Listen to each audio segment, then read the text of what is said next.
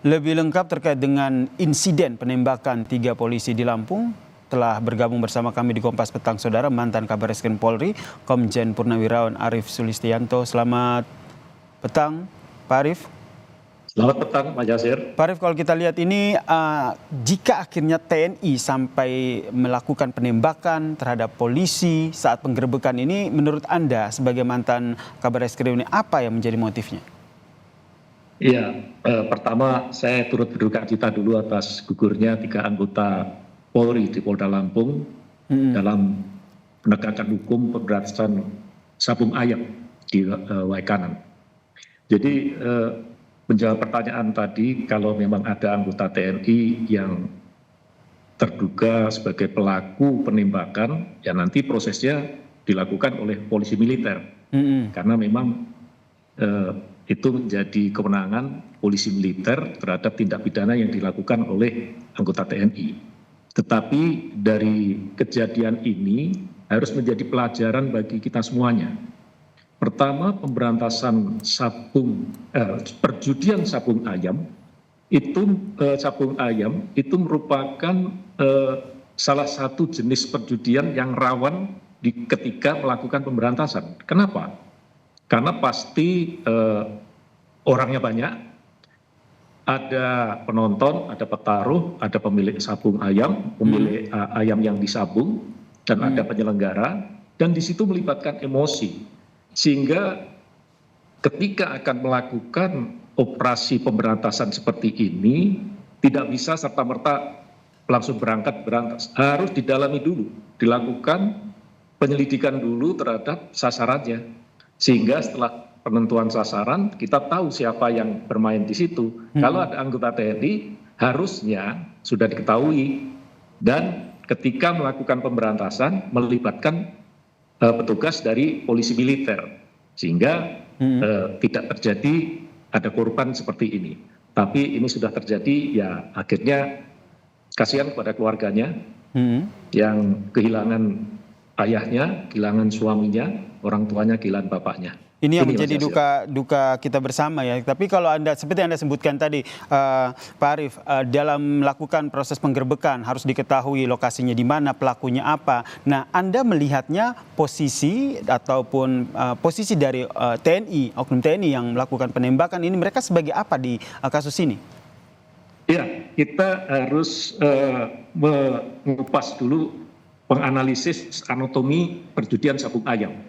Jelas yang pertama ada penyelenggara atau penyedia lokasi. Ternyata lokasinya 2 km dari kota dan di kebun karet. Ini memang sengaja dipilih, gitu. Lokasinya terbuka dan ini sangat rawan. Yang kedua, jelas ada bandarnya. Yang ketiga, pemilik ayam sabung, jadi orang yang menyabungkan ayamnya. Yang keempat adalah para pemasang taruhan atau petaruhnya. Yang kelima itu penonton, pasti banyak. Nah, yang keenam ada petugas pengamanan. Petugas pengamanan ini ada 2 aspek yang diamankan.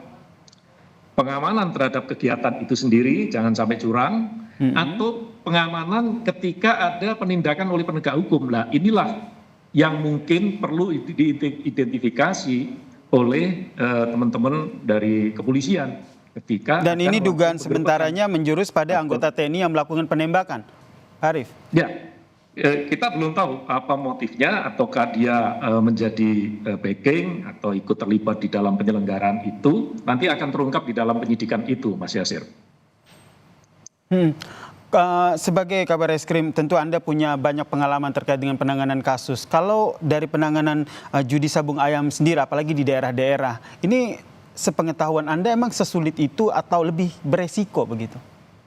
Iya, memang lebih beresiko. Ini kan terbuka tempatnya dan mudah dilihat oleh masyarakat, sehingga mungkin ini ada komplain dari masyarakat.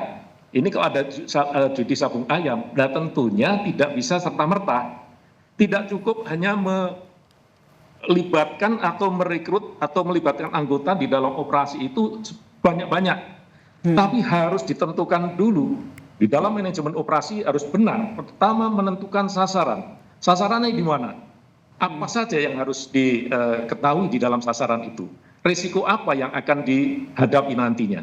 Sehingga di dalam penentuan sasaran ini nanti kita akan bisa merumuskan cara bertindaknya.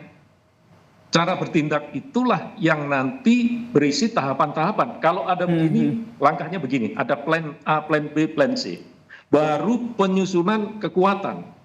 Kekuatan berapa yang diperlukan dengan ancaman yang seperti itu, sekaligus pembagian tugas. Siapa berbuat apa, bertanggung jawab kepada siapa. Baru dilaksanakan. Itu. Jadi tidak serta-merta. Saya pikir ini mungkin sudah dilakukan, tetapi mungkin kurang cermat, sehingga akan terjadi seperti ini.